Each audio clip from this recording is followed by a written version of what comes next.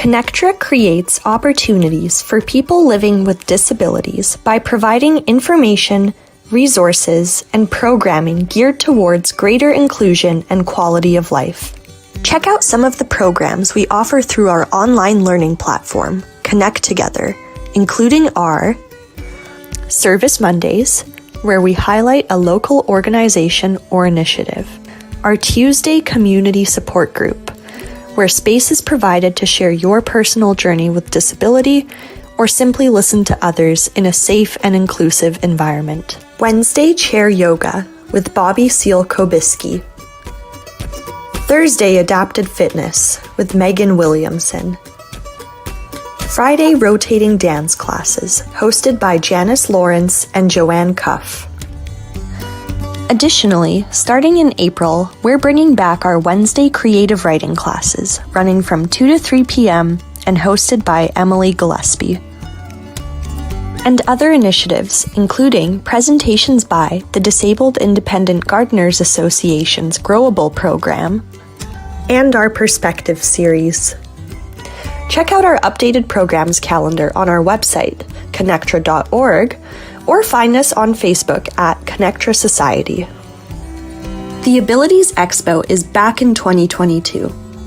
The Abilities Expo is Connectra Society's flagship event, bringing together exhibitors, vendors, resources, guest speakers, and more to further enrich the disability community's well-being and connectedness. Join us on May 25th from 10 a.m. to 4 p.m. at the Roundhouse Community Centre in Vancouver, BC, to reconnect with your community in person. Tickets are available now at connectra.org/abilitiesexpo.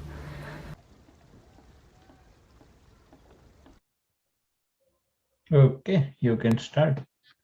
Okay. It's saying that I'm not able to, the host disabled participant screen sharing, so. Oh, sorry. That's okay. There you go. Perfect, thank you. Alrighty, well, I will go ahead and share my screen here.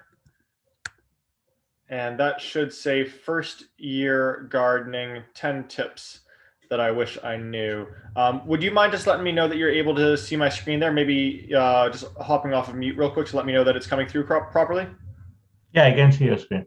Okay, perfect. That's all good. Well, I'll go ahead and I'll start diving in from here. So for anybody that is watching this after the case, today we're going to be going through 10 tips that I wish I knew in my first season of gardening, and really my first couple of seasons, because many of the learnings could have been applied to those first few seasons, just to make them even more successful than what they ended up being, which they weren't all that successful at the beginning there. And for those of you that have been joining for kind of like our past sessions up until now, this is kind of like a accumulation of a lot of the pieces that we've touched on. So you're going to see some of the things that we've already discussed here over the course of the last bunch of months here. So to begin diving into that, the first tip that I wish I knew in my first year of gardening was to just essentially replace all the expectations that I had around bounty and harvest and yield with experiments, and ultimately, focusing in on learning as much about gardening as I could, rather than trying to learn or try to get all of these vegetables or herbs or fruits out of my garden. Because ultimately, like gardening, it is a skill that we need to be practicing over years in order to end up in that place of getting these beautiful bounties and harvests. And so when I think back to my first season of gardening there, I got a whopping 1 tomato out of the garden. So if that was what I was, if I was hoping to be getting all kinds of tomatoes out of the garden, it wouldn't have really ended up being the case for me. But then on top of that, in a more recent year, I could have done everything absolutely perfectly.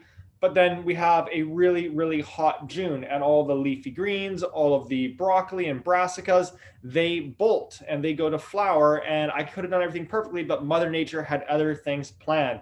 Same thing would go for even like this season right now, where like May has just been unseasonably cold. I think it's like somebody shared with me the other day, it's the coldest May that we've had in 80 years. And this goes to show that every season is a little bit different, and that's going to have an impact on that end harvest on our end.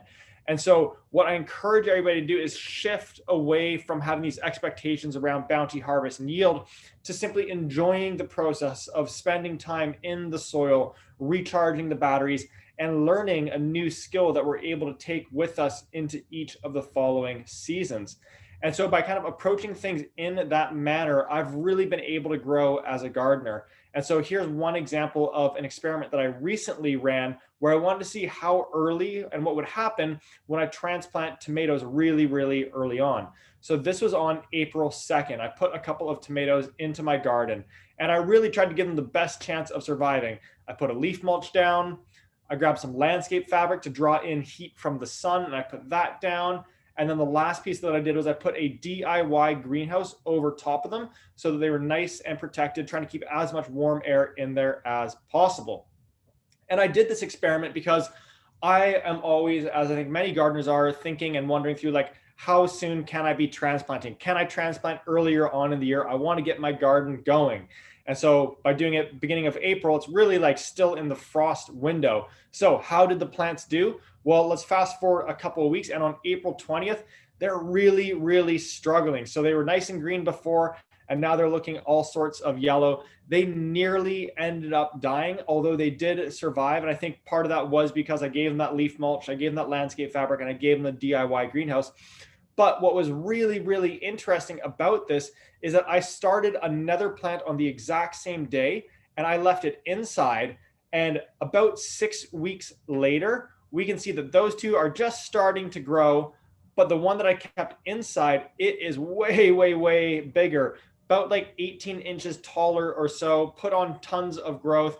It also has fruit that have already set on it. So by not rushing through kind of like the process of getting things into the garden, I ended up having a much happier plant a little bit later on. So these experiments that I'm perpetually running have allowed me to go from getting that one tomato in my first year of gardening to now in this last season, this was just one of the many harvests and bounties and yields that I got out of my garden. I probably had 4 or 5 harvests of this size over the course of the season there. So that's tip number 1. Moving on to tip number 2, and that really is to start small. And so there's kind of, again, like this allure of having this big, beautiful garden, but in a lot of ways early on, it's much better to be working in a smaller environment. I'd say one of the big parts about that is that as you have a larger garden space, it ends up taking a lot more time. And then when it's taking up a lot more time to be getting to all the different pieces, that ends up starting to feel like a chore, which is the last thing that we want the garden to feel like. We want it to be restorative and calming and soothing. But then on top of that, as you go larger and larger, it gets more and more expensive. We got to set up maybe multiple beds. We need to be getting all the soil for those. What about irrigation and then staking and trellising? And then all the time again that would go into pruning, to weeding, to harvesting, etc.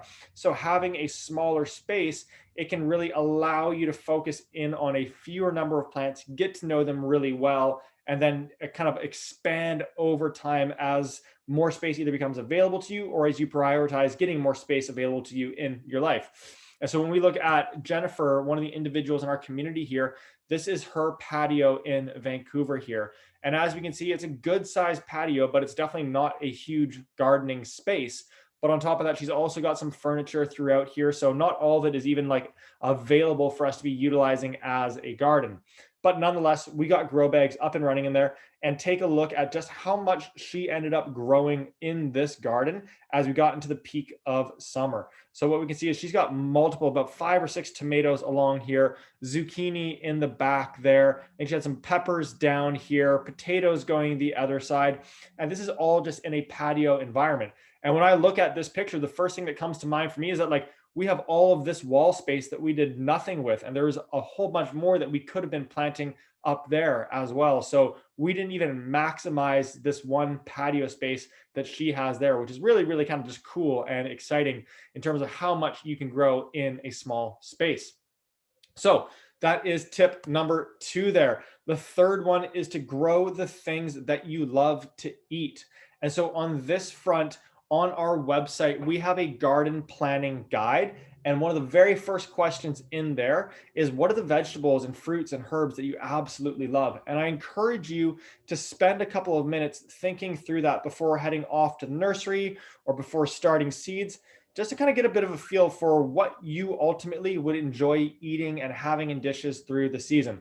So a couple of those for me are kale and basil, tomatoes, zucchinis. Those are all things that I love to be eating and want to have in my garden.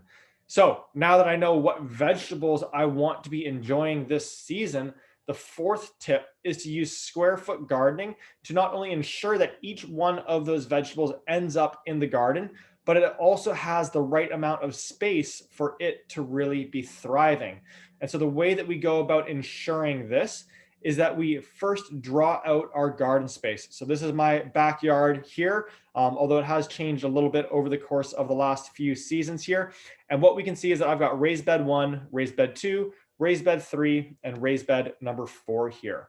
And so in that garden planning guide that I have, there is some graph paper, which is really, really great for garden planning because we can just assume that each 1 foot or each line equals 1 foot. So we've got 1 foot across, 2 feet, 3 feet across, 4 feet, and then going up this way, 1, 2, 3, 4, 5, 6, 7, 8. So that is a 4 foot by 8 foot raised bed.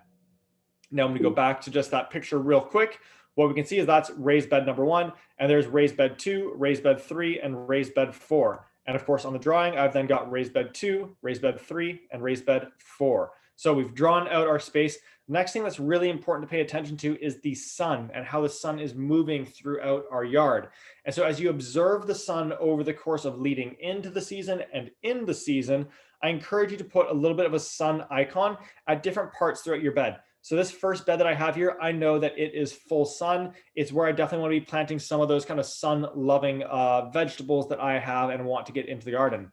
But then say the bed right beside it, the back of it gets a lot of sun, but then the front side, it only gets partial sun. And that's because my house creates a little bit of a shade sail where it blocks that front part of the bed and it doesn't quite get as much sun. And that's really good insight for me to have for then knowing, okay, I'll plant some of my plants that don't require just as much sun into that area. So with those two pieces known, I can now begin to put the plants that I want to be enjoying this season into the garden beds. And the way that I go about doing that is with our square foot space planner, which is a lot of information when we look at it all at once. So let's zoom in on just the first vegetable that I wrote down there, which was kale. And kale only requires partial sun, as we can see with the sun icon there. And then in terms of how much space does kale require, it only requires 1 square foot. And how many kale plants can we be fitting into that 1 square foot? Only 1. So with that information, we can now go over to our space planner and we can draw in kale plant 1, kale plant 2, kale plant 3, kale plant 4, 5, 6, 7, and 8. So perfect. I've got those kale plants into the garden. I know that I'm going to be enjoying them through the season here. Now we go to our next vegetable. What was that? That was basil. How much sun does basil like? Full sun. How many squares are required for basil? Only 1 square. And how many plants can we be fitting into that 1 square? 4 of them. So now we go back to our drawing and we do basil square 1, basil square 2, 3, and 4. But remember, each square in this instance equals 4 plants. So it's really 4 basil plants, 8 basil plants, 12, 16. And now we've got our basil in there. It's going to be thriving all through the season. So we continue along onto our next one, which is our tomatoes. And they want full sun. And how many squares are required? We're going to give them 2 squares. And how many tomato plants can we be fitting into each one of those squares? Only 1. So we go back to our drawing, and what we can see is I've now done a tomato, but then I've left a space, and then I've got my second tomato plant. And then we go to the next row, I've got a tomato staggered off to the side, and then a 4th tomato there, 5th tomato and 6th tomato. And I did little dotted lines to break it up so I could clearly see that each of these requires 2 little square feet for it to be growing most optimally. And by staggering them like that, it's essentially allowing more airflow to be going between the plants so that they're getting a little bit more light, but also less likely to get any kind of like disease setting in on the plant by it being really, really humid in there. So on to the last one, that is zucchinis. And so they require full sun. They're going to also require 4 squares, and we're only planting 1 zucchini in there. It's going to look really, really tiny at that point in time, but then in a few months' time, it is going to be absolutely massive. So we grab our zucchinis, we go over our drawing, and we've got zucchini plant 1 and zucchini plant 2. And so the beauty of this is that we have now got every vegetable that we love to eat into our garden space. We've done it with each of them getting the absolute right amount of space for them. And the third piece is that we essentially have like our shopping list to now go to the store to determine how many seedlings we want to be buying. So the 5th tip there is to start with seedlings. And there's kind of 2 paths that you could have gone. You could have gone start with seeds or start with seedlings. And starting from seeds, it's a lot of fun. It's a little bit more work, but the biggest thing is that we need to start that much earlier on in the season for the plants to have enough time to grow, get mature before moving them into the garden. So just based on where we are in the season, it's best to be starting with seedlings because you're going to be able to essentially maximize and enjoy all of the gardening season, opposed to waiting for the first kind of like 60 days to pass as your plant just germinates and puts on its very first little bits of growth there.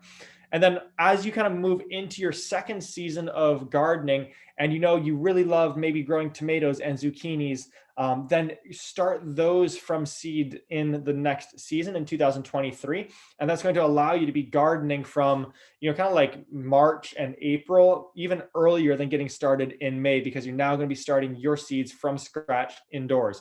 And we can save all that for next year.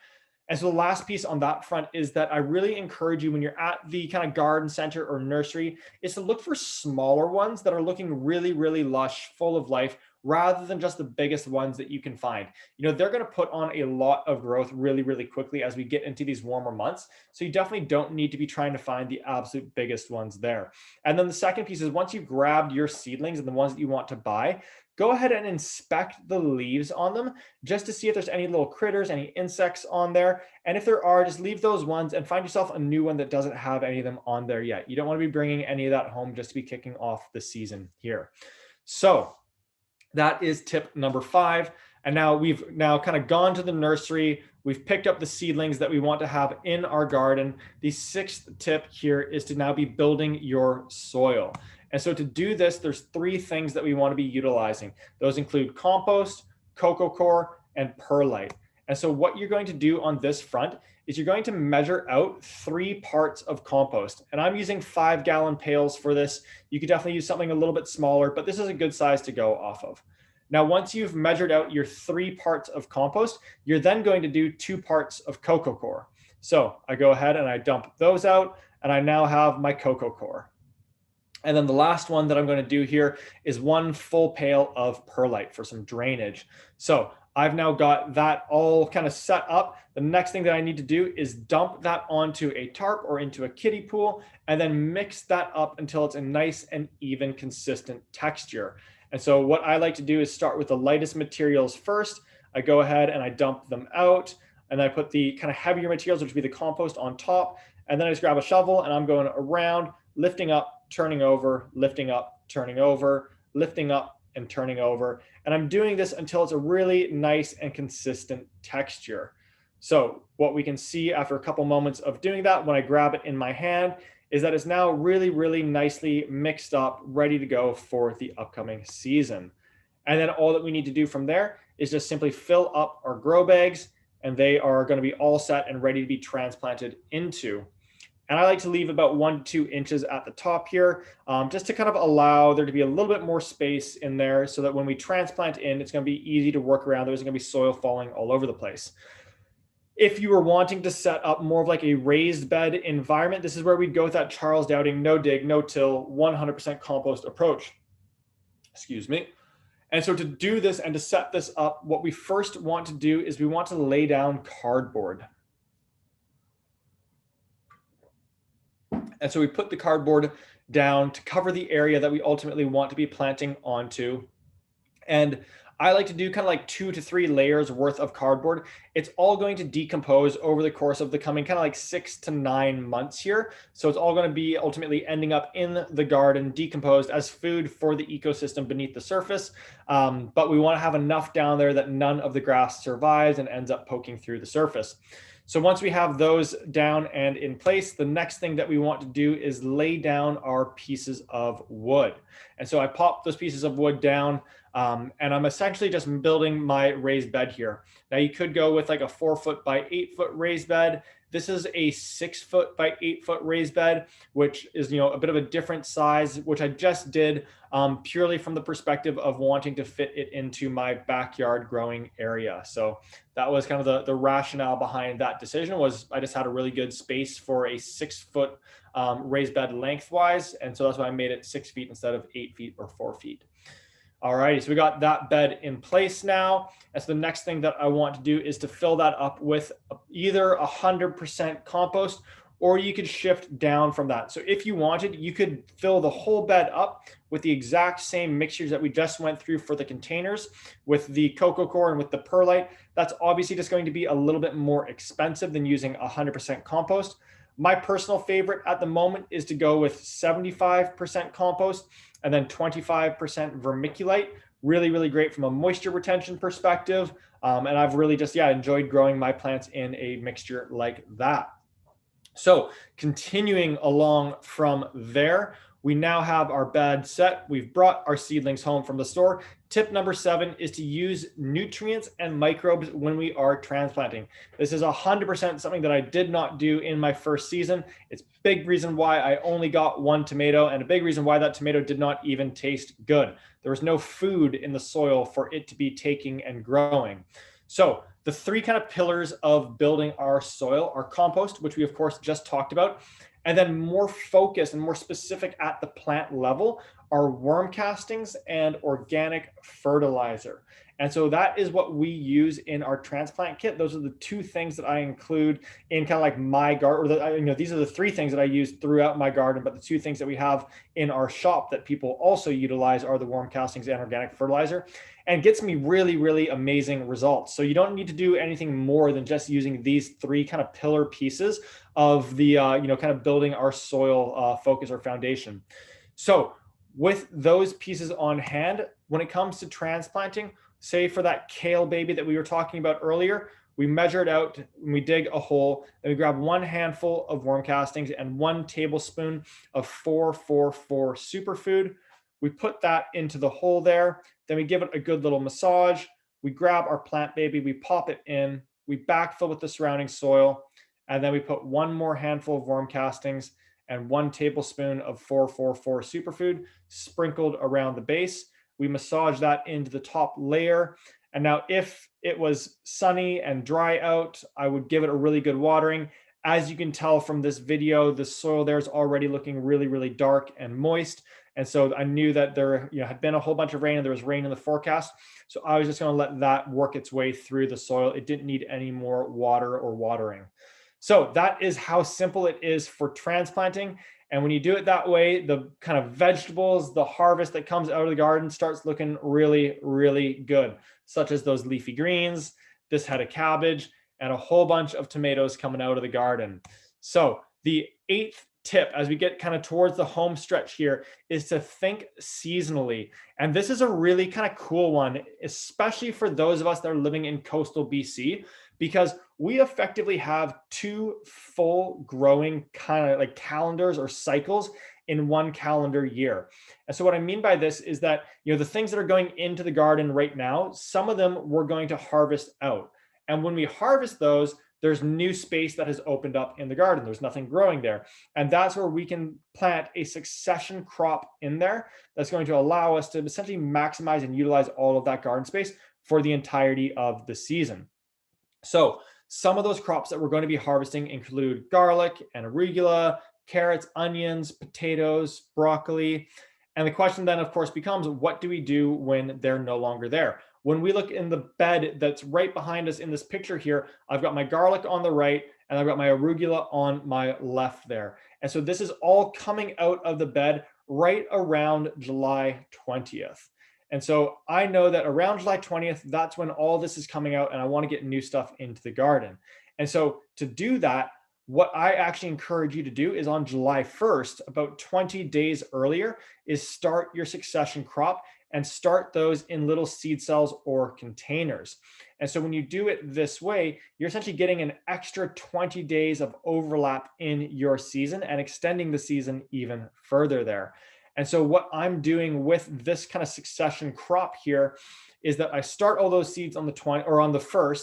And then when we get to July 20th, that's when we get to do the big harvest of all those garlic babies, get all the arugula out of there. And what we then have is our empty bed that's now kind of ready for something new to be going into it. And so what we want to be doing with that is then utilizing once again our worm castings and our superfood to get that bed back full of life, ready to go. And then once we have that in there and it's been amended, we're ready to plant that succession crop into it. And so because I started these on the 20th, they're green, they're lush, they're full of life, they're ready to go. And what ends up happening is that they now grow until the end of the kind of growing season. And so in about 3 months' time, those are now big, beautiful beets that we're ready to harvest. And so we harvest all of those out. We amend the bed again with worm castings and organic fertilizer. And then you put your garlic in for the upcoming season. And so now this bed is working for us 365 days of the year, which is really, really incredible. So with that all completed, we are now on to tip number 9 there. And that's really starting to think about how do we care for our plants as we go through the season. I'm not going to be there to be able to, be on hand in person every day of the season. So there's going to be questions that come up that you'll have to think through and try to answer. And so what I wanted to share here is kind of like my approach to solving and figuring out the answers to the things that I'm trying to figure out in the garden on my end. And so what I do on this front is I first search that question that I have on YouTube and on West Coast Seeds. For instance, how to prune basil. And what I then do is I essentially watch 3 to 4 videos and read a couple of articles to see what are those common themes and trends that are showing up in each of the videos and articles. And then I can build a little bit of a hypothesis that, like, if I try this one thing, everybody's saying to do it, we'll see how we go. So I then try that one thing, that one common theme that I'm seeing across the board. And I do that as a little bit of an experiment. So I'm playing around with it. I'm then observing what kind of impact that's having on the plant. And then I'm iterating from there and either applying more of that or finding a new technique to try out. So that is my approach to plant care over the course of the season. And then just our 10th and final tip for today here is to embrace the garden flops and failures along the way. There are 100% going to be things that do not go according to plan. And so I really, really encourage you just to take that all in stride and have a whole bunch of fun with it. It's something that I experience literally every single season, probably more closely to every single week. And it's a nice way to go about it, because when that is occurring, I know that I'm kind of pushing myself as a gardener. I'm learning new things. I'm expanding my practice.